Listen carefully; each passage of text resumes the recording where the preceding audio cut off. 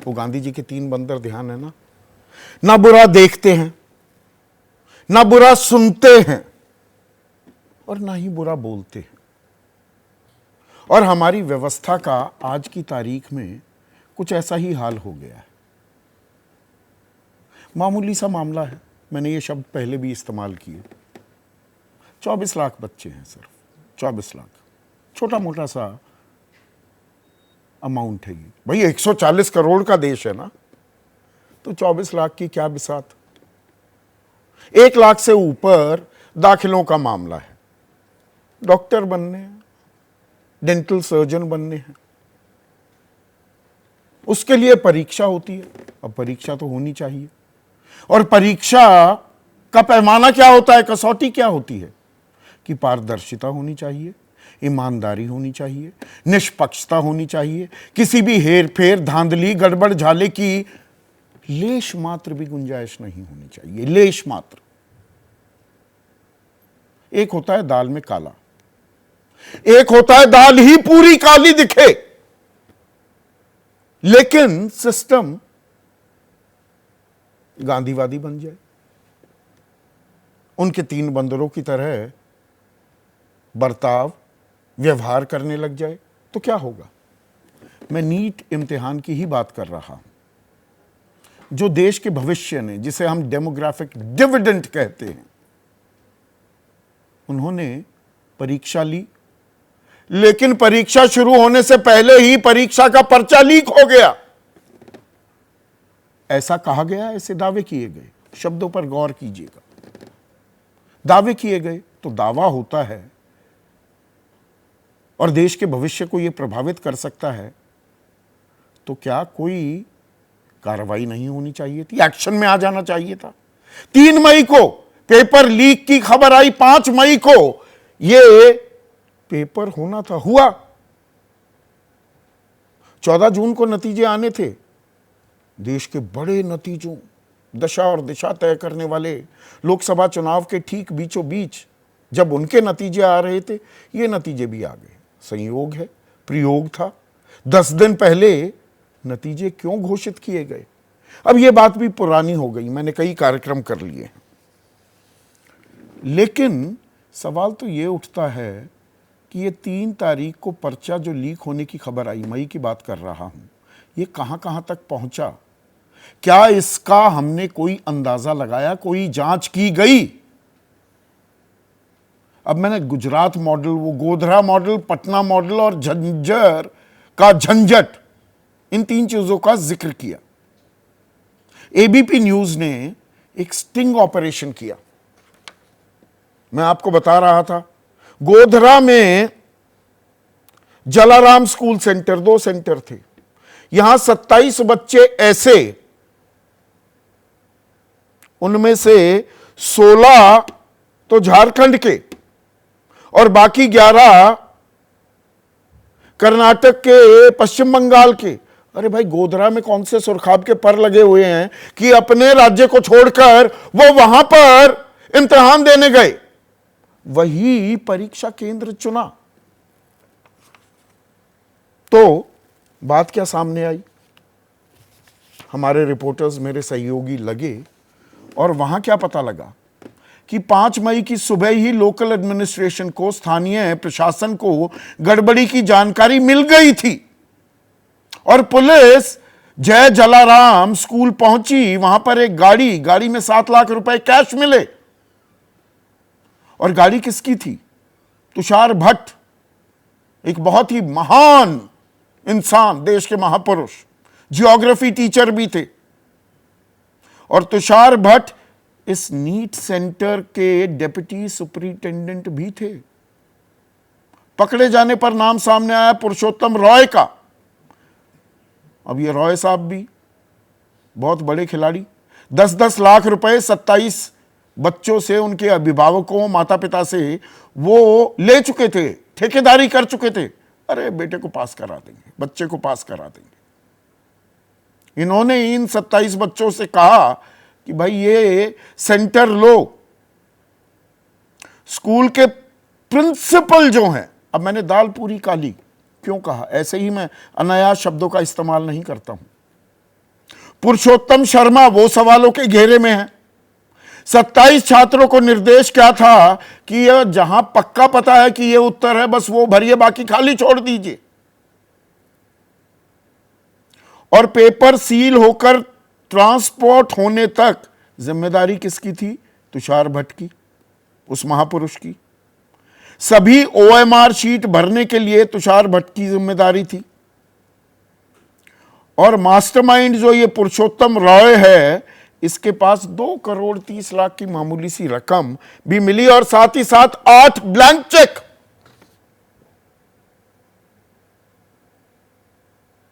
और उधर पटना में और जानकारी सामने आई है। ये बातें मैं क्यों बता रहा हूं, थोड़ा गौर कीजिएगा। और धर्मेंद्र प्रधान को भी ये बातें सुननी चाहिए, देश के शिक्षा मंत्री हैं। बड़ी आसानी से 13 जून को सबसे पहले आकर कह दिया था कोई लीक वीक हुआ ही नहीं, क्लीन चिट दे दी थी एनटीए को। बाद में बोले 2 जगह कुछ घपलों की खबर है। अरे एक ड्यू डिलिजेंस होती है शिक्षा मंत्री साहब, देश के भविष्य की जिम्मेदारी है आपके पास। पर्दादारी करने की जिम्मेदारी नहीं है, खुलासे करने की। अब कहते फिर रहे हैं किसी को बख्शेंगे नहीं, पहले क्लीन चिट क्यों दे रहे थे? और कौन पकड़ा गया है? बड़ी मछली कहां है? इसी में पटना का भी खेल आ जाता है। एक और परत खुली है पटना में, पहले की जानकारी तो है ही। वहां पर वो सिकंदर और वो आनंद, वो लोग पकड़े गए थे कि भाई कोई जूनियर इंजीनियर है, उसके पास पहुंच गए, हम करा देंगे पास, 4-5 छात्र ले आओ, इतने पैसे लेंगे, 30-32 लाख रुपए भी मिले। अब उसमें खबर क्या आ रही है? इस पेपर लीक मामले में अनुराग यादव नाम के एक शख्स को गिरफ्तार किया गया। और इस शख्स ने रात को ठहरने का इंतजाम कहां किया? NHAI, national highway authority of India के गेस्ट हाउस में ठहरा। और आरोपी के नाम के आगे लिखा हुआ है मंत्री जी। मंत्री के लेटर की वजह से यह गेस्ट हाउस मिला। अब ये मंत्री जी कौन है? इसमें भी अब नाम उछलने लगे हैं। सत्ता पक्ष विपक्ष में लड़ाई हो गई है। सत्ता पक्ष कह रहा है ये तो दरअसल कोई तेजस्वी के बड़े नजदीकी के थ्रू ये काम किया गया। तेजस्वी विपक्ष में है कि सत्ता पक्ष में है? विपक्ष में बैठकर गड़बड़ झाले हो रहे हैं इस देश में। ये अजीब ही एक उल्टी गंगा बहेगी। और कहां कहां पर्दादारी है, इसका आप सहज अंदाजा लगा सकते हैं। सुप्रीम कोर्ट वो कह रहा है अगर किसी ओर से 0.0001% भी लापरवाही हुई है तो उससे पूरी तरह से निपटा जाना चाहिए। बच्चों ने परीक्षा की तैयारी की है, हम उनकी मेहनत को नहीं भूल सकते। कल्पना कीजिए कि सिस्टम के साथ धोखाधड़ी करने वाला डॉक्टर बन जाता है, वो समाज के लिए और भी ज्यादा खतरनाक है। मुन्ना भाई बन जाएंगे सब डॉक्टर्स, जिसके पास पैसा है, पेपर लीक करा सकता है, खरीद सकता है, सिस्टम में सेटिंग कर सकता है। वो आपकी बीमारियों का इलाज करता घूमेगा। ठीक कह रहा है सुप्रीम कोर्ट, पर इससे आगे क्यों नहीं जाता? सुप्रीम कोर्ट से भी मेरा सवाल है। 2015 में AIPMT परीक्षा पर सुप्रीम कोर्ट ने क्या कहा था? एक भी फर्जी डॉक्टर बनता है तो पूरी परीक्षा रद्द होनी चाहिए। सुप्रीम कोर्ट को सुप्रीम कोर्ट की ही बात याद दिला रहा हूं, मानिए, जरा गौर कीजिएगा। इस बात के सबूत है कि परीक्षा में इलेक्ट्रॉनिक डिवाइस का इस्तेमाल हुआ है, लेकिन कितने स्टूडेंट्स ने इसका इस्तेमाल किया यह नहीं कहा जा सकता। ऐसे में परीक्षा रद्द करना जरूरी है। आप तो कह रहे हैं 1563 लोग जिनको ग्रेस मार्क दे दिए गए, उनके या तो ग्रेस मार्क कट जाएंगे वरना वो दोबारा परीक्षा दें। आपका इंसाफ यहीं तक सीमित क्यों है? 2015 के अपने ही फैसले, अपनी ही ऑब्जर्वेशन, अपनी ही टिप्पणी को आप भूल गए क्या? माननीय, और यहां इक्का दुक्का मामला नहीं है। झज्जर की बात ही मैं नहीं कर रहा अभी, क्योंकि यह जानकारी दर्शकों को अब मालूम है। प्रिंसिपल वहां की कह रही हैं कोई समय बर्बाद ही नहीं हुआ। तो ग्रेस मार्क्स किस बिना पर दिए गए? 6 बच्चे वहां पर टॉपर में शुमार हुए, 67 टॉपर थे भाई, और झज्जर के स्कूल से 6 थे। ये 1563 का आंकड़ा भी क्या आपके मन में कोई सवाल नहीं कौन उठाता है? 1563 बच्चों को ही देरी से पर्चा मिला। ये फिगर कहां से आई? इन्हीं को ग्रेस मार्क कैसे दिए गए? इस आंकड़े तक कैसे पहुंचे? जैसे एनटीए पहुंच गया 1718 और 1719 नंबर भी दे दिए, जो मैथमेटिकल इम्पॉसिबिलिटी है, पर वो दिए गए। 718, मैं शायद गलत बोल गया, 718, 719 नंबर, 720 लेने वाले 67 थे। फिर रजिस्ट्रेशन जो होता है, बच्चों को पहले रजिस्ट्रेशन कराना पड़ता है ना, उसकी जो समय अवधि थी वो क्यों बढ़ाई गई? और 9 अप्रैल को एक दिन के लिए ये विंडो खुली, इसमें 24,000 बच्चों का रजिस्ट्रेशन हुआ। और दिलचस्प बात यह है, जय जलाराम जो स्कूल है गोधरा का, जो मैंने उदाहरण दिया, वहां पर जो ये 27 बच्चे थे, इन्होंने रजिस्ट्रेशन 9 अप्रैल को कराया है। अब ये भी जानकारी आ रही है, क्या एनटीए, क्या शिक्षा मंत्रालय इसकी तस्दीक नहीं कर सकता? ये इतनी कॉम्प्लिकेटेड रॉकेट साइंस है।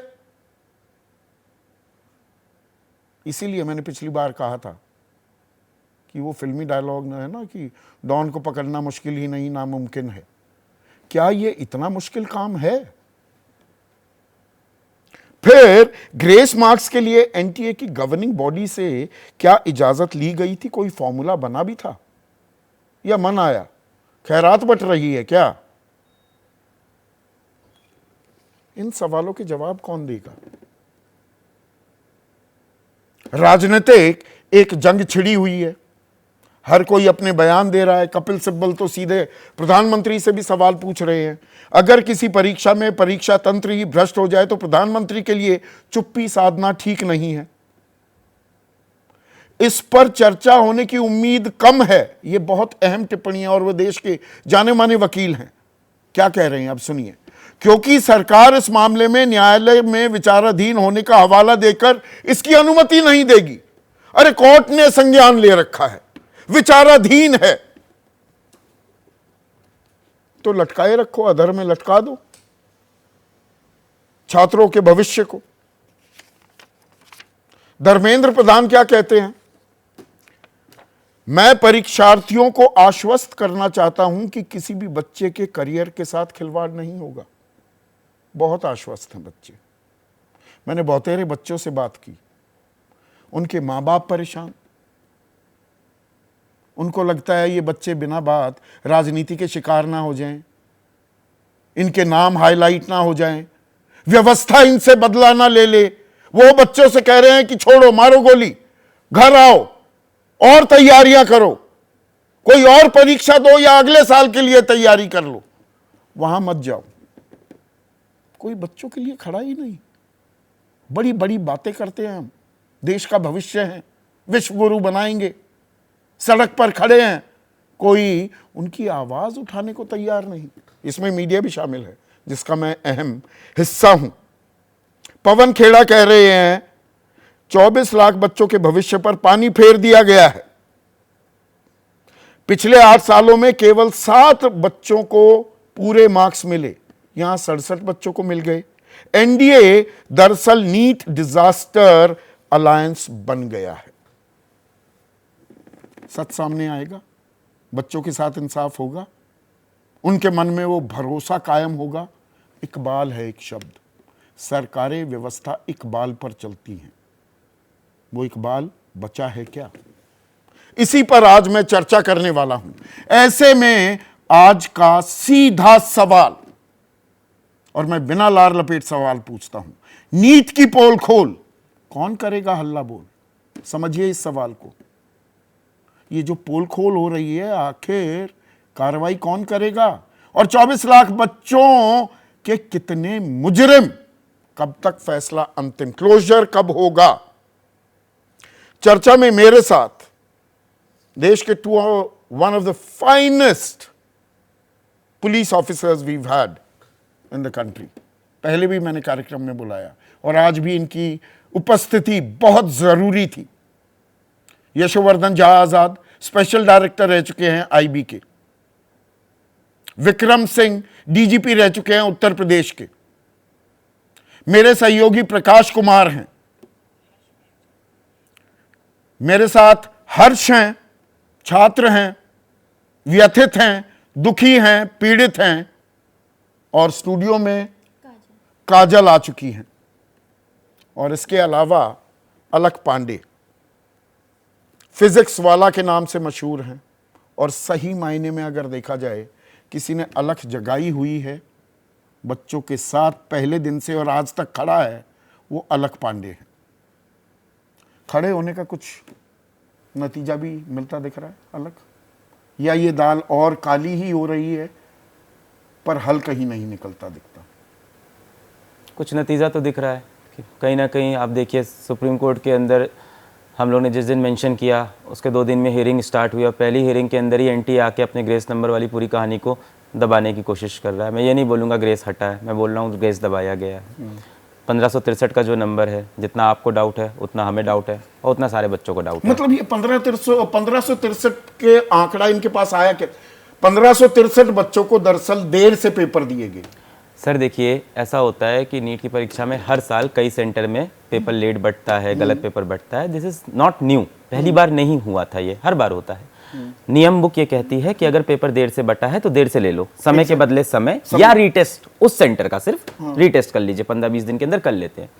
पहली बार अचानक से डिसाइड किया गया कि जहां जहां समय बच्चों का लॉस हुआ है वहां हम ग्रेस नंबर दे देंगे। और पहली बार 5 साल में ग्रेस नंबर मिला, कोई कॉन्सेप्ट नहीं है, कोई अप्रूवल नहीं है, और किसी को बताया नहीं। रिजल्ट निकालते वक्त किसी को नहीं बताया। और कोई गवर्निंग बॉडी, कोई स्टैंडर्ड ऑपरेटिंग प्रोसीजर होगा कि उससे मंजूरी ली जाए, इजाजत ली जाए? अपने प्रेस कॉन्फ्रेंस में डायरेक्टर जनरल ने ये बताया था कि हमने एक कमेटी बनाई थी इंटरनल, जिसने ये सजेस्ट किया कि समय के लॉस के वर्सेस हम माननीय सुप्रीम कोर्ट के 2018 के फैसले को सार्वजनिक क्यों नहीं की? पहले कुछ भी पूछने पर क्यों नहीं? पूछने पर बताना मतलब शक होता है अलग, पूछने पे भी नहीं बताया।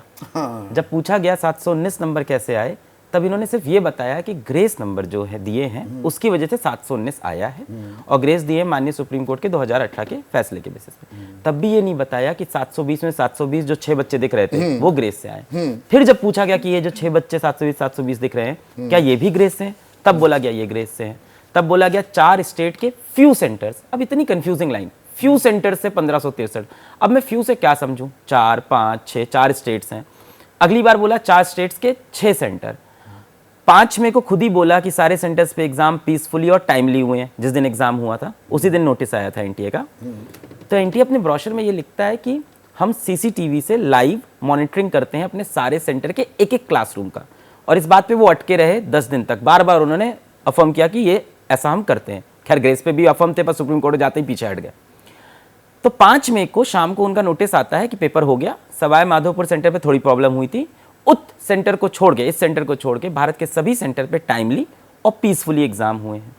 6 जून को वापस स्टेटमेंट चेंज हो रहा है 1 महीने बाद कि कुछ बच्चे हाई कोर्ट गए और उनका समय का नुकसान हुआ था। हमने सीसीटीवी चेक किया तो हमने पाया वो सही बोल रहे थे, और इसलिए हम उनको कंपनसेशन मार्क्स का दे रहे हैं। अब जब सुप्रीम कोर्ट में ये बात आती है तो पहले दिन आते ही बोलते हैं कि 1563 ग्रेस वाली बात को हम हटा देते हैं। And I must tell you कि माननीय सुप्रीम कोर्ट का आदेश नहीं है ये, अगर इसको हम लोग इस तरह से देख रहे हैं। एनटीए ने जाके खुद किया, किसी का आदेश नहीं था। हियरिंग स्टार्ट ही नहीं हुई थी। The first statement that made कि इसको हम हटा देते हैं। सवाल सबसे बड़ा ये कि 1563 ही है, और आज भी नहीं पता कि एग्जैक्ट कितना ग्रेस दिया था। जो पब्लिक डोमेन में जो थोड़ी बहुत हम लोग को मार्कशीट मिली तो 85 नंबर ग्रेस, 140 नंबर का ग्रेस मुझे दिख रहा है। हम एज अ टीचर एक बच्चे को बताते हैं कि देखो ये क्वेश्चन 2018 में आया था, इसमें वैल्यू चेंज करके 20 में आया था, 24 में आ सकता है, पहले बायोलॉजी करना, केमिस्ट्री कैसे क्वेश्चन छोड़ना, इस तरह से तैयारी करना, सुबह 6 बजे उठना। हम ये कर रहे हैं और एक एजेंसी कह रही है लो 120 नंबर। हम कैसे पढ़ाएंगे और बच्चा कैसे पढ़ेगा, किस बेसिस पे साल भर तैयारी करेगा। Transparency was a big issue. और जो पेपर लीक वाली बात है, हर साल होता है, नथिंग न्यू, एवरीवन नोज कि हाँ पेपर लीक होते हैं 4-5 जगह पे, ऑफ कोर्स 100, 200, 500, 1000 हमें बच्चों कैसे पे। पता वो 4-5 जगह ही है या वो 40 जगह भी पहुंच गया? हाँ हमें नहीं पता है, हमारे पास कोई गारंटी नहीं। अगर पेपर लीक हुआ है तो आपने देखा है मतलब कि हमने ये मान लिया कि अरे दूध पीना है, वो दूध सेहत के लिए अच्छा होता है, 1-2 मक्खी भी पड़ी हो तो पी लेते हैं। प्रैक्टिकल वर्ल्ड में रहते हैं सर हम लोग। देखिए अभी क्या हुआ, 719 नंबर सामने आया तो सबने आवाज उठाई, पर यूपी पुलिस का पेपर हो गया, नीट पेपर हो गया, सारे पेपर तो लीक होते हैं देश में। इसके ऊपर बहुत जो आप strong- कह रहे हैं, आपने अलग जगह रखी है विक्रम सिंह, देखिए अलग कह रहे हैं कि ये तो होते हैं लीक, ये पार फॉर कॉस मान के चल रहे हैं कि इतनी तो गड़बड़ झाला होगा ही, ये तो पानी सर से ऊपर उतर गया तो इनको सड़क पर उतरना पड़ा। मतलब ये सुनकर आपके मन में, आपके जहन में क्या ख्याल आता है? मेरा दिमाग तो जैसे ही अलख ने ये बोला सुन हो गया।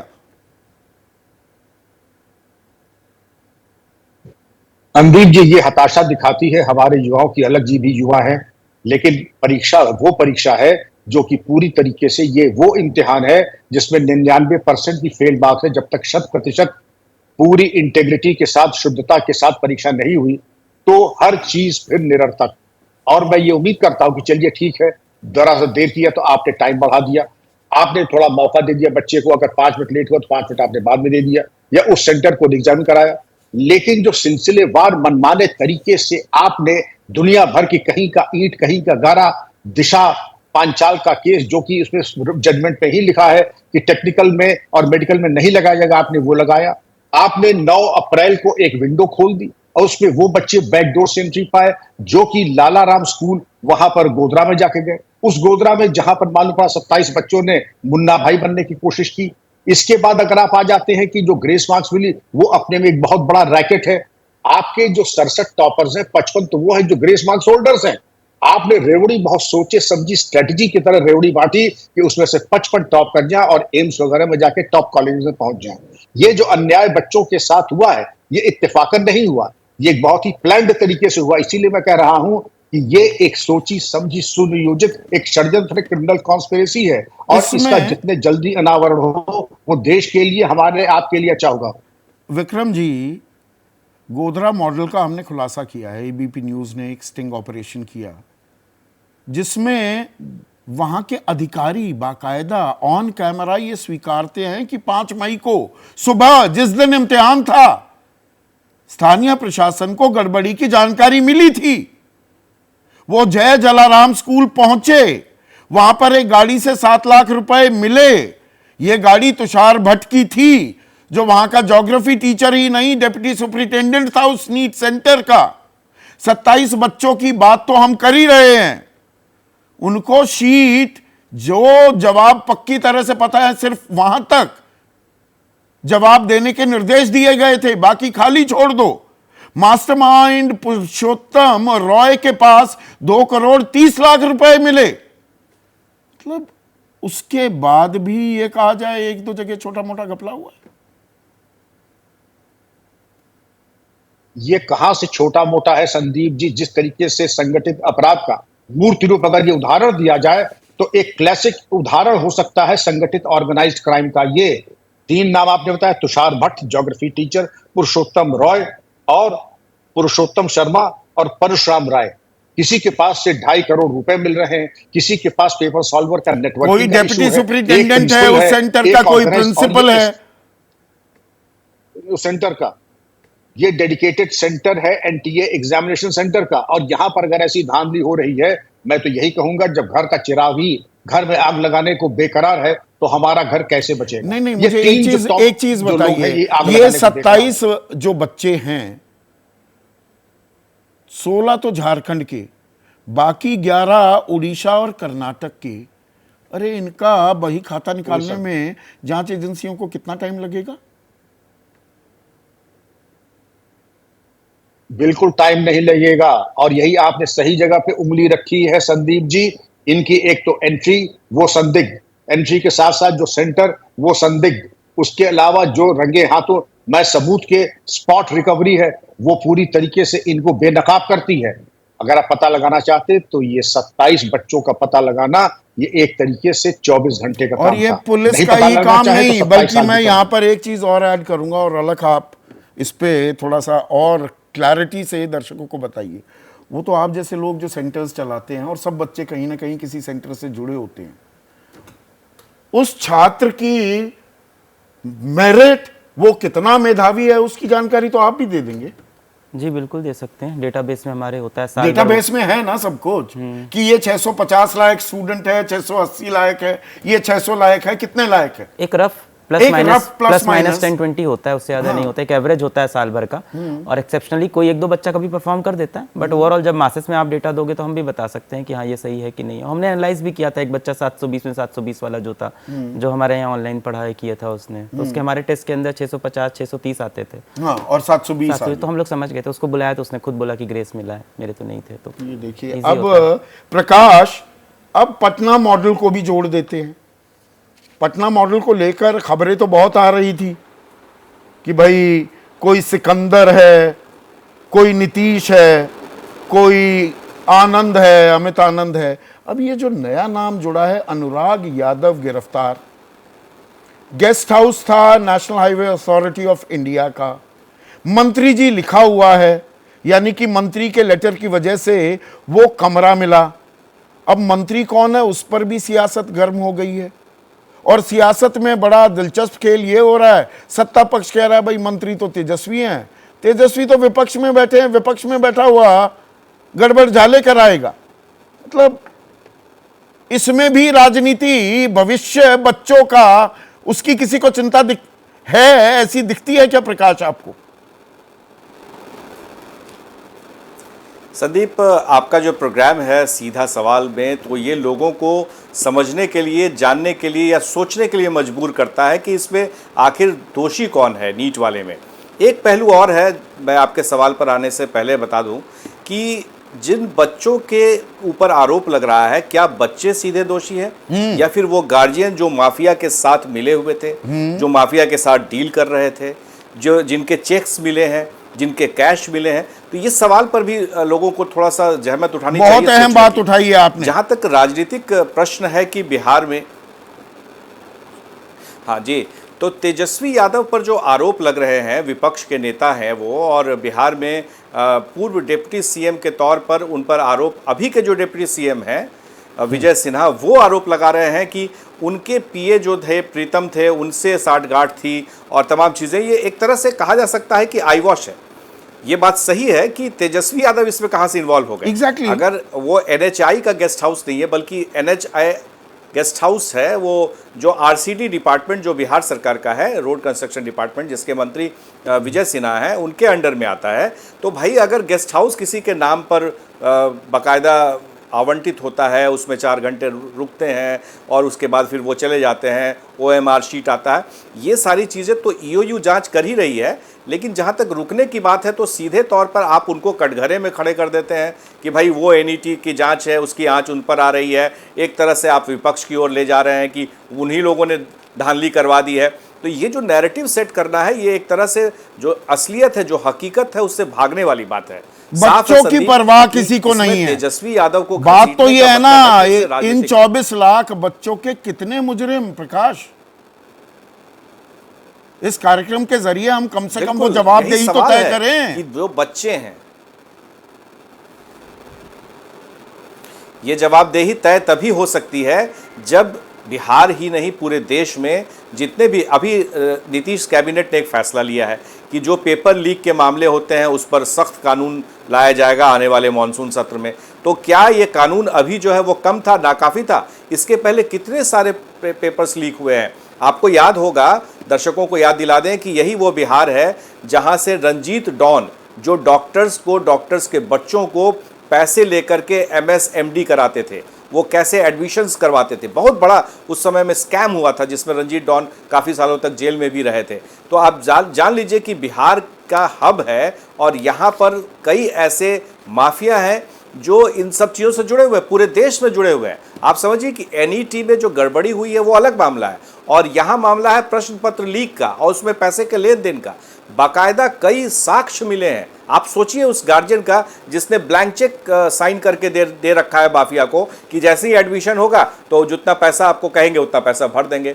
तो ये गार्जियंस कर रहे थे, डील कर रहे थे, ये डीलिंग हो रही थी। अब उसमें नेता जो है राजनेता को एक तरह से कटघरे में खड़े करके बात को इधर से उधर करने की कोशिश करें। अकाउंटेबिलिटी फिक्स होनी चाहिए, चाहे वो गार्जियन हो, चाहे वो माफिया हो, चाहे सरकार में बैठे लोग हों। संदीप, और एनटीए की भी, शिक्षा मंत्रालय की भी, ऐसे हम इसको आसानी से जाने कैसे दें।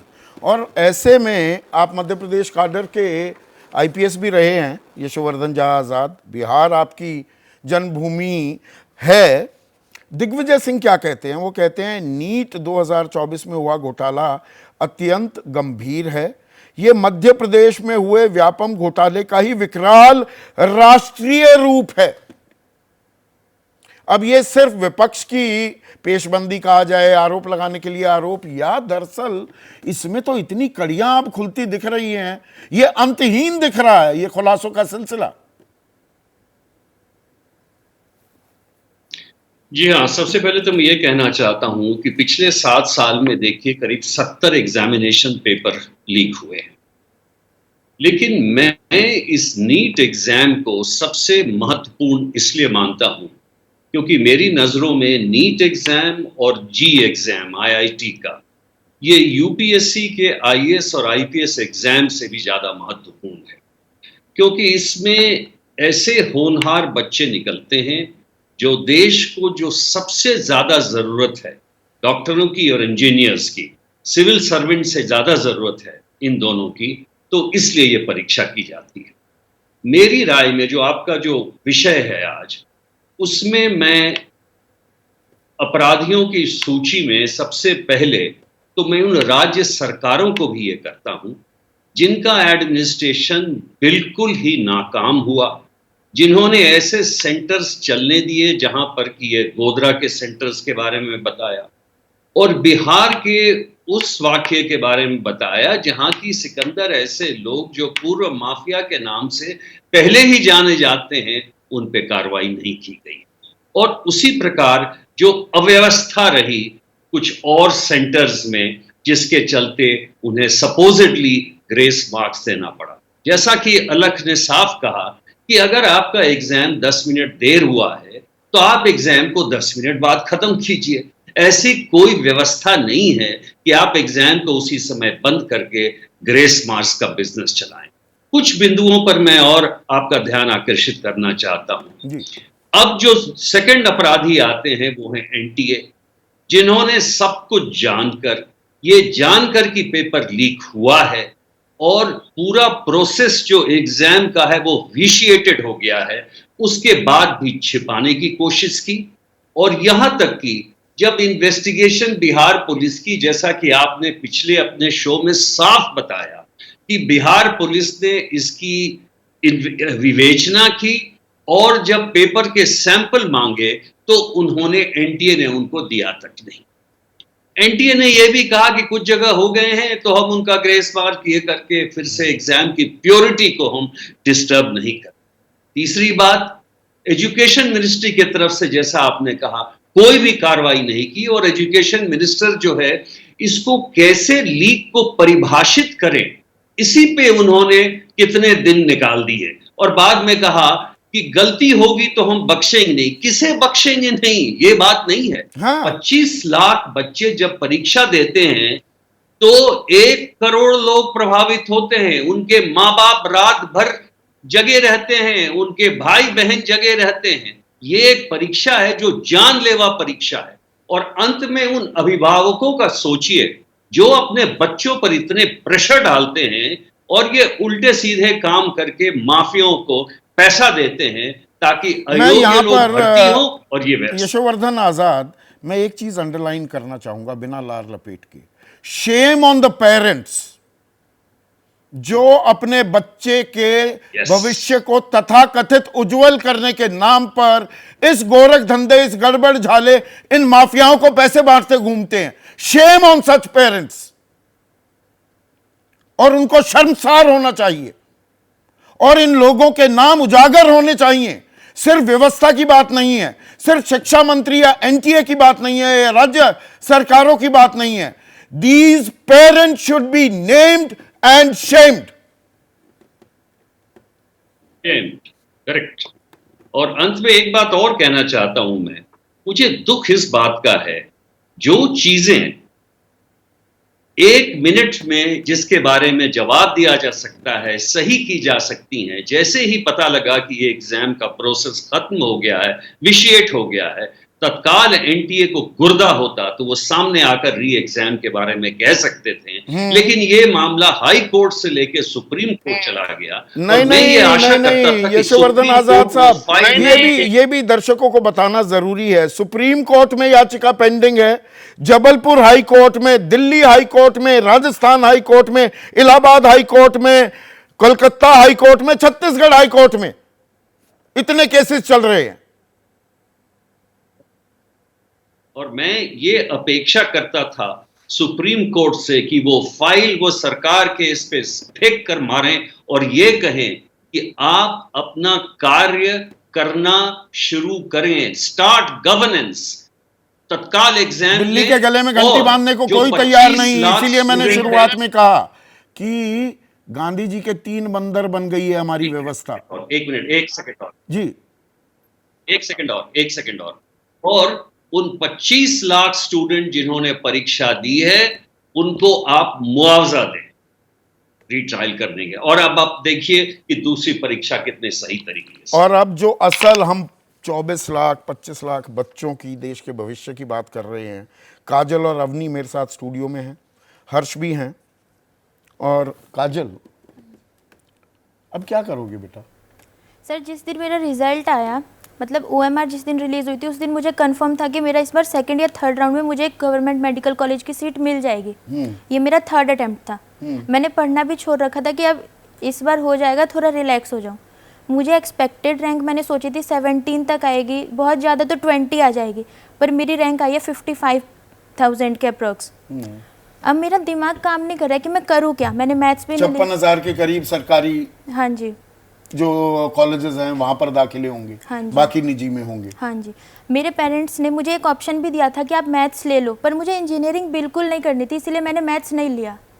और अब मुझे ये समझ नहीं आ रहा है कि अब मैं करूँ क्या। अगले साल के लिए प्रिपेयर करूँ, दोबारा ड्रॉप लूँ कि नहीं लूँ, बीएससी में एडमिशन करवा लूँ, क्योंकि दिमाग एकदम ब्लैंक हो गया। क्योंकि पहले खुशी थी घर में कि इस बार हो जाएगा कहीं एडमिशन, पर एकदम से सब कुछ पलट गया। कुछ समझ ही नहीं आ रहा है कि अब क्या करूँ। अगर अभी मेरे पेरेंट्स नहीं होते तो एकदम मेरी स्थिति ऐसी हो गई थी कि मुझे डिप्रेशन में चले जाना हो गया था। डिप्रेशन में बिल्कुल मत जाना। पर मेरे पेरेंट्स This ने is not मुझे the end बहुत of the ज़्यादा road. सपोर्ट किया। ये व्यवस्था चाहे आपको सपोर्ट करे ना करे, काजल, मेरे पेरेंट्स ने मुझे बहुत ज़्यादा सपोर्ट किया। उन्होंने बोला कि तुम्हारी गलती नहीं है, तुम्हारे मार्क्स आए थे, हमें दिख रहा है कि तुमने दिन रात मेहनत किया, अगले साल दोबारा ट्राई कर लेना, बहुत सारे स्कोप है। उन्होंने मुझे कई चीज़ें बोली। अब मेन यहाँ पे 365 दिन ऐसे ही आ जाते हैं क्या? मेन दिक्कत यहाँ पे एक है, 350 से 623 की जर्नी बहुत ज़्यादा टफ होती है एक ड्रॉपर स्टूडेंट के लिए। दिन रात एक करना पड़ता है, उसके ऊपर कितना प्रेशर रहता है। पेरेंट्स, आजकल पेरेंट्स कोई अपने बच्चों को नहीं बोलते कि तुम्हें यही करना है, ये करना है, पर उसके अलावा भी कहीं प्रेशर रहते हैं। जैसे उसके दोस्त जो स्कूल के हैं, उन्होंने कहीं एडमिशन करा लिया, रिश्तेदार, आसपास के लोग, perpetual peace breakers in the family, सबसे ज्यादा आग लगाने वाले। यस। और अभी उन लोगों को मौका रहता है कि आपने तो बोला था हो जाएगा, कहाँ हुआ। तो वो बच्चा कैसे कोप अप करेगा उन सब चीजों से। एक फेलियर का जो दाग है वो भी चस्पा हो जाता है। हाँ जी, मेरा जो 12th तक का जो रिकॉर्ड है, I was topper, I was always in top 3 top 2 in school. किसी ने मेरे से एक्सपेक्ट नहीं किया होगा कि मेरे को 2 ड्रॉप लेना पड़ेगा या फिर मेरा एडमिशन नहीं होगा। अब मुझे इस बात का भी टेंशन है, मैंने CUET दिया, उसके रिजल्ट में ये लोग क्या करेंगे। अब दूसरे इम्तिहानों पर भी भरोसा नहीं रहा। अवनी, हाँ जी सर, ये जो हो रहा है दिमाग में क्या आता है?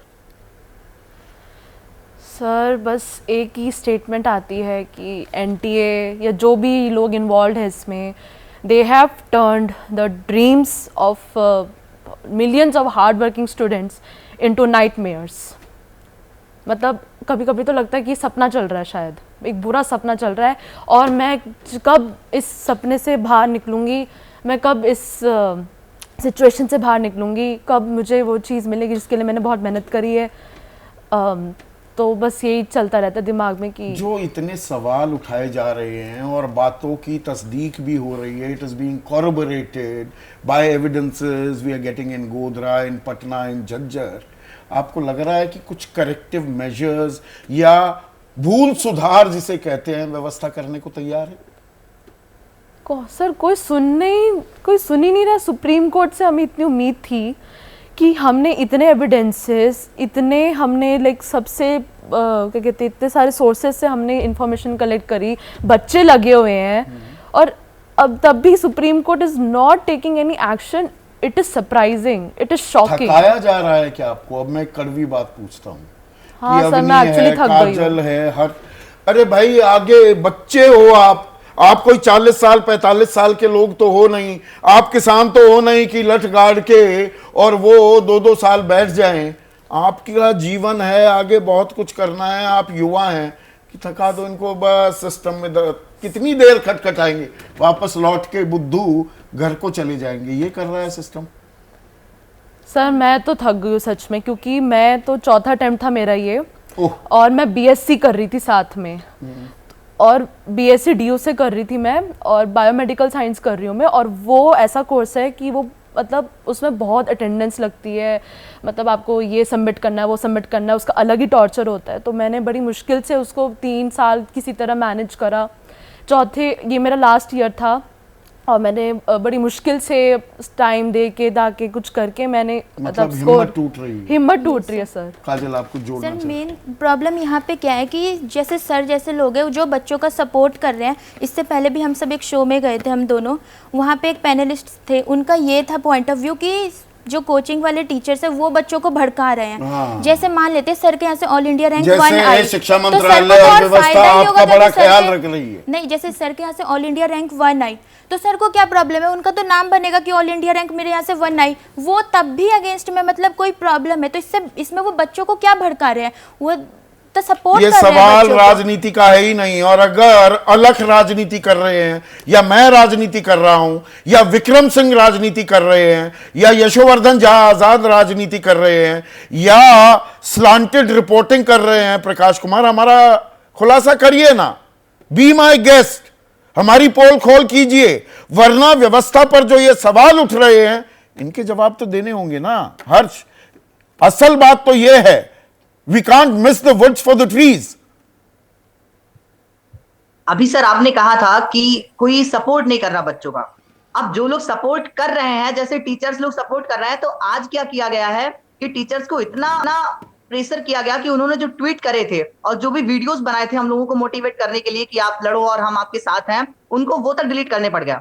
आज बीएम सर के सारे ट्वीट और सारे वीडियोस डिलीट हो गया, आज एनवी सर के सारे ट्वीट सारे वीडियोस डिलीट हो गया। मतलब उनको इतना प्रेशर किया जा रहा है कि आपको इतना मतलब आपको डिलीट करना है, आपको बच्चों का सपोर्ट नहीं करना है।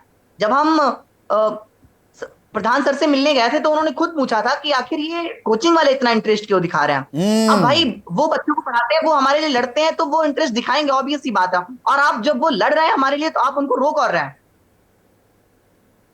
अलग आपने एक धंधा बना दिया है, धंधे को बचाना है, इसलिए बच्चों को भड़का रहे हैं।